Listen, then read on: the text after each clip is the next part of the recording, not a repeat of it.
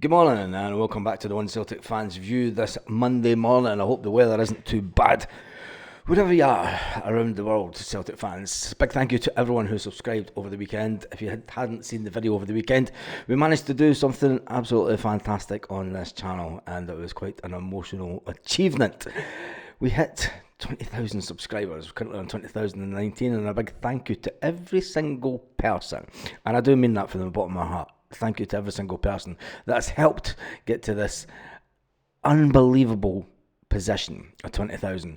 But I'm going to say you that hasn't subscribed, please do, because when I look at the stats, there's a big percentage of people that do not subscribe to the channel that do watch the channel.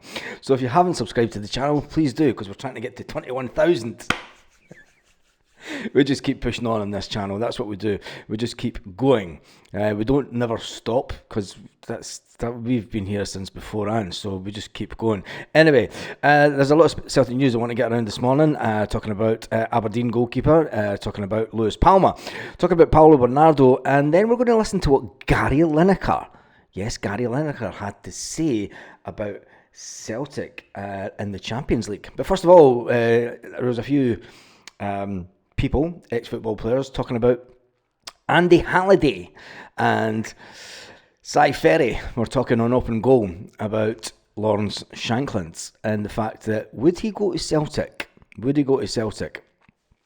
And Paul Slane said that he wouldn't suit Rodgers' style of football on the podcast. Cy Ferry's got a great podcast, and Cy, if you're ever watching this, let's jump over to Spain like you did before, and we'll go to a Valencia game just for something different, or maybe take you a lower league football game here in Spain just to see what you think of the standard of the lower leagues here in Spain. Elche's a good stadium. Come to Elche, Cy. So maybe tag Cy in this. Anyway. They were talking about Lawrence Shankland. Lawrence Shankland's obviously in the last year of his contract, and he'd be free to talk to anyone in the new year. And Brendan Rodgers said that if he can get the right type of player, he will make moves in the transfer window. Would Lawrence Shankland be that type of player? If we lose Greg Taylor, which we're all expecting to do, we will need another Scottish-based player. We need another Scottish player for the Champions League, and it's as simple as that. Would a little cheeky bid for Lawrence Shankland, and would he suit the Celtic style ultimately? And would he come to Celtic? Slane claimed that he doesn't think he would suit the way that Celtic press.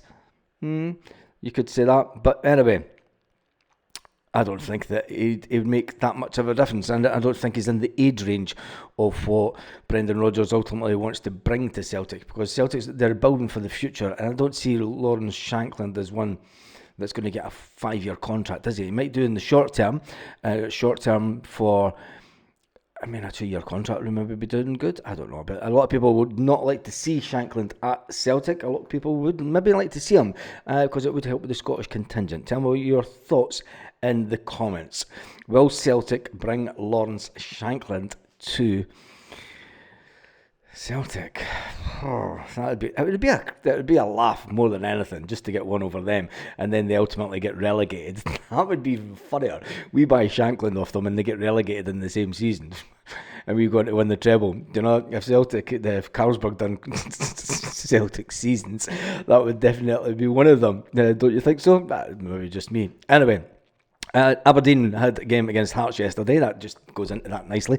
And it was a woeful game, wasn't it? It was terrible. Aberdeen seems to be just not as good. I think the gubbin that we gave them at Hampden has mentally affected their players. They were doing okay. They were doing fantastic this season, Aberdeen, and they were keeping pushing us all the way. And I thought they maybe be able to push us right through December. I thought they'd maybe fall away in December because it is that busy period.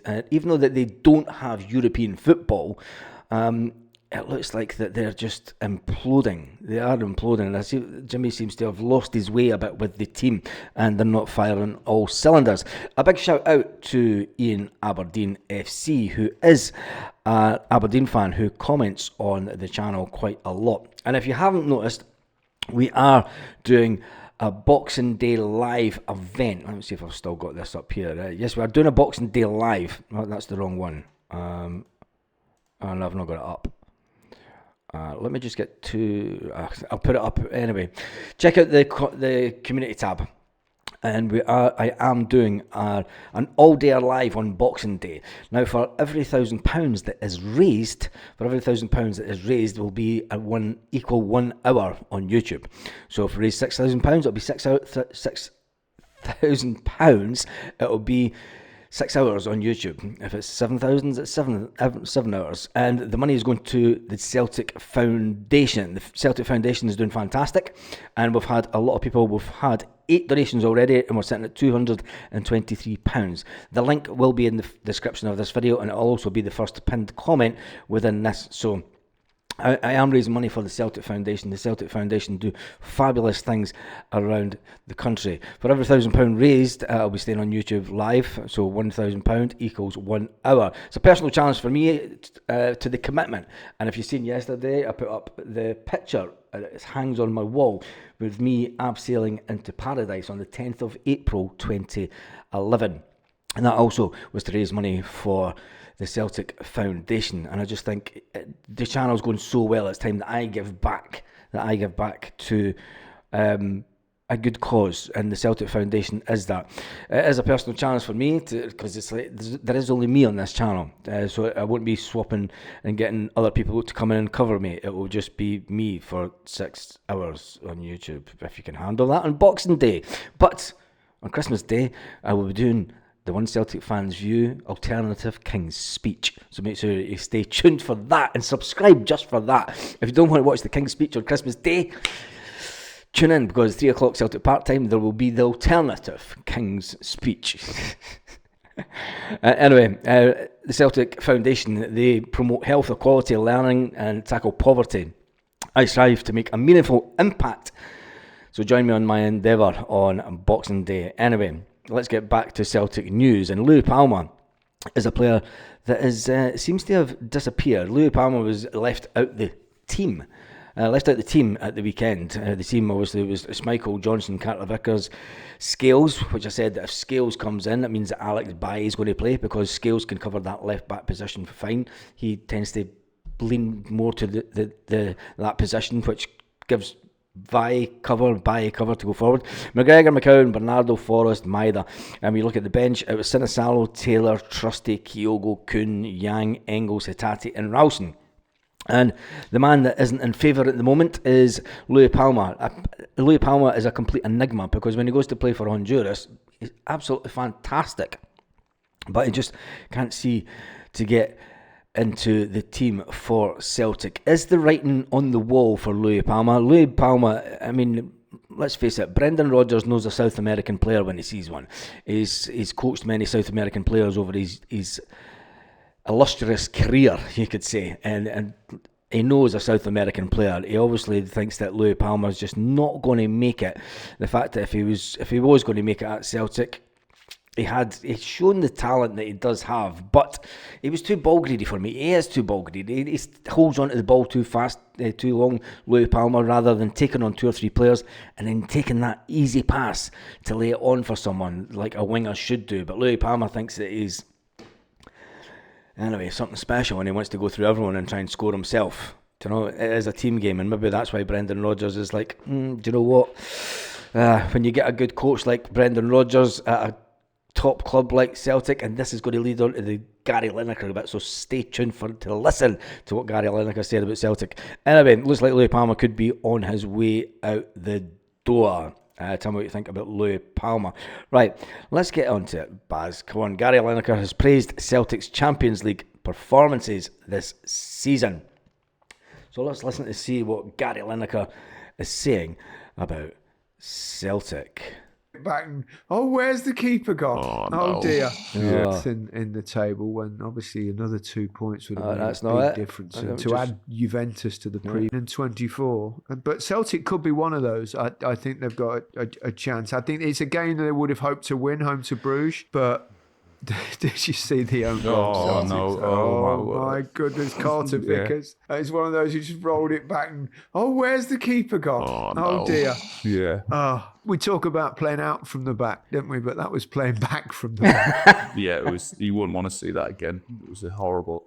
mistake. But they did well coming back and getting a point out of it. And this is where this form, I think, will help Celtic, because I think they are more than capable of getting in that gap and having that playoff. And I think it'll be tough for anyone going to Celtic. That's right. With that atmosphere. The next game's the Dynamo Zagreb away, tough but winnable. We've got Young Boys on the seventh game, which is certainly winnable, and then finish at Villa.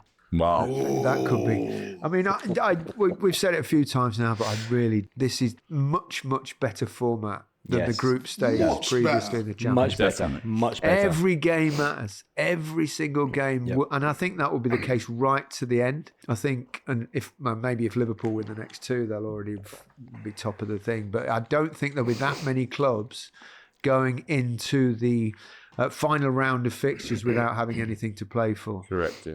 It's been much better already. It's been much better. Did you see the PSV last night? They were 2 down in the 87th minute. That's enough about them. But anyway, Gary Lineker says that Celtic have been doing well, and they spoke about that.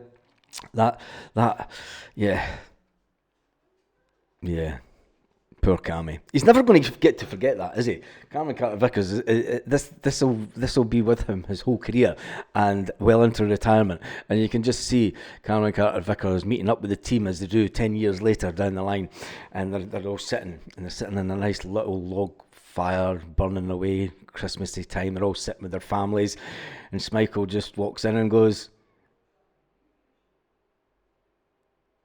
"All right, Cammy? And then you want to pass back to me?" Anyway, I just think it was still hilarious. But they do say that Celtic, and it's going to come down to the Villa game, isn't it? If we can get anything at Zagreb, we can win at Zagreb. I've said since the beginning of the Champions League campaign that Zagreb was one that I penciled in for a win. But then again, the last game, the Club Brugge one, that was a game that I'd penciled in for a win also. I thought if we win that, we win the Club Brugge one. We win away to Zagreb, or get a point away to Zagreb, and then we win the Young Boys at home. It then goes into the Villa game, and maybe a point will be enough to make sure that we're in and around that qualification. Well, we're far better than that.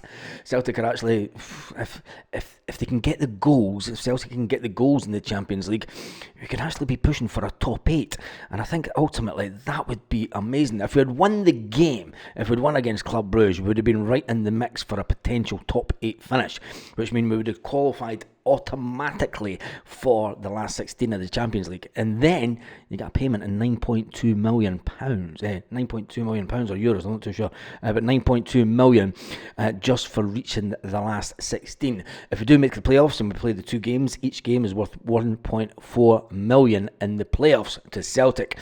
So Celtic are guaranteed even more money within this Champions League campaign. It is absolutely brilliant, and let's hope that Brendan Rodgers does get. I wonder who would like to get in the next transfer window, because he did allude to that at the weekends when he was talking about, when he was asked the question about, have you got anybody lined up, have you got any? He goes, I know who I would like to bring in. It was interesting that he says, I know who I would like to bring in. He's obviously got him and Paul Tisdale have got their eye on a player. And it's going to come down to the availability of the player. It's going to come down to whether the board will splash the cash. I think that they will. I don't think that Brendan Rodgers and Paul Tisdale are together. I mean, are they? And I'm going to say this because people of a certain age will remember a management duo that came into Celtic. Yes, a management duo that came into Celtic a long time ago. And they were classed as the dream team. Yes, they were classed as the dream team. And tell me in the comments who the dream team management team was, because you have to be a certain age to remember. There is a lot of younger viewers on the channel. If you're under 20-year-olds, you've not got a chance, unless you know your Celtic history. But tell me in the comments who was the dream team that came into Celtic. Is Brendan Rodgers and Paul Tisdale the new version of the Celtic dream team? I think that they could be, and I think that the two of them working together are going to do fantastic things at Celtic. The fact that Brendan admitted that Paul had been working with Celtic during the summer, and Paul Tisdale himself admitted that he didn't see an England game during the Euros because he was at Celtic's first pre-season game. The fact that they know the player that they want, and it's going to come down to whether they can get him in this transfer window, it's exciting times to be a Celtic fan, and speculation will start going rife in the next couple of weeks about who that player may or may not B. Anyway, some other Celtic news out there today. Paulo Bernardo. He's been talking, he's opened up about being left on the Celtic bench behind Arne Engels. The Portuguese midfielder had a fantastic season last season, and you've got to remember, he would have been thinking that when he signed for Celtic this year, Paulo Bernardo, that he's going to walk straight into the team. We had just got rid of Jota. Now, if you remember back when Matt O'Reilly was at Celtic, he couldn't get into the team either. And, Matt O'Reilly was left out the team by Ange Postecoglou due to the fact that Aaron Moy came in back from the World Cup. Aaron Moy was absolutely fantastic that second half of the season, and it was what it was. Aaron Moy decided to hang up his boots, and that allowed a little lad that we bought from MK Dons for 1.5 million. You got to pinch yourself when you hear that. And then we sold on for 25 million. That allowed him to thrive. Paulo Bernardo would be thinking that this was his season to thrive, but he hasn't so far. He's come on and done absolutely fantastic well, but he's had to wait patiently on the sidelines to get some game time as Arne Engels has took centre stage, and people have been giving Arne Engels all sorts of jip and all sorts of negativity talk because he's not good enough. And Brendan Rodgers reminded people that this time last year at Celtic fans had sack the board, the banners back up. There was chants of sack the board, and there was boos at Celtic Park with some various results during this period. Remember that Brendan Rodgers said that we won 1-0 to Ross County and we got booed, even though we won. But anyway, things have changed by then. Arne Engels came in and people are upset with the price tag that is put on Arne Engels' head and Adam Ida's head. And people look at price tags and think that players should be better. These are just young lads. And for anyone that says that you're not a young lad at 23-year-olds like Adam Ida's, well, you are, really, you are. But anyway, Paulo Bernardo says that he respects why Arne Engels is first choice at Celtic. He says, I try not to focus on it. I try to do what's best for me in games and in training and show that I can play from the start. The manager makes his choices. I have to respect him, and I do my best when I can, says Paulo Bernardo. Some players need a little more time. I need a little bit. I think the coach understands and gives us time, and he does the right thing by the team. And he says, when you have an opportunity, you have to take it. Today, look, I'm in a better place than I was last season. I arrived last season and says, look, I'm happy. I think the coach understands where I am. He says I'm better than where I was this time last year. And he was a standout player at the weekend. I mean, Paulo Bernardo he's a player that will be saying, we're going up to Aberdeen. And him and Luke McCowan, they've made a good shout for making their first team start away to Aberdeen on Wednesday night. It's going to be a fantastic game that could extend us at the top of the league. Yes, we can extend our position at the top of the league, and let's just get the league table up. And after the weekend's exploits, Celtic are top of the league with 37 points, a goal difference of 36, and only 4 goals against us all season. I'm sure I put a thing up on the community tab. Maybe I didn't. I'll need to check about the comparison between this team and the Invincible team, and this team is still statistically ahead of the Invincible team season. Aberdeen are sitting on 33 points. They'll be hoping to try and get something from Celtic like they did the last time out. Rangers have closed the gap slightly to Aberdeen with a lucky own goal. An own goal. They won with an own goal. They won with an own goal. And they've had cries of shout the manager. Their AGM is this week, and they'll be wanting to get the manager sacked at the AGM. So meltdown time could be happening again this week, even though who really cares about them? They're on 26 points. Dundee United have closed the gap on the Sevconians on 23 points. And Motherwell, I was hoping would maybe do a little bit better. They have got 19 points. I was kind of hoping that Motherwell would close the gap on the Sevconians also, just to put a little bit more pressure on them, because I think that they will completely fold like a pack of cards under pressure. Do you like that one? Anyway, that's me done and dusted for this morning. We will be doing a live at 8 PM Celtic part-time tonight. Tell me what you think about Gary Lineker's talking about Celtic, and they thought that they could be. He thinks that they should have done a little bit better, and it's a game that we should have won against Club Brugge, as difficult as it was. Maybe a video this afternoon around about 4:30. It might even be a live, because I haven't done a live at 4:30 Celtic part time, because it's good to get people from all around the world on, and there is a lot of people from Asia and everything that we haven't spoke to for a while, and even in Canada and the US, and we need to get on that a little bit earlier just to get all them on. Anyway, have a fantastic day, Celtic fans. I'm still pinching myself. 2019. If you haven't subscribed, there's a massive number of you that haven't subscribed. Please do. Let's get us to 21,000 as quick as we can. On that note, have a fantastic day, Celtic fans, and fans of any other team that may still be watching all around the world.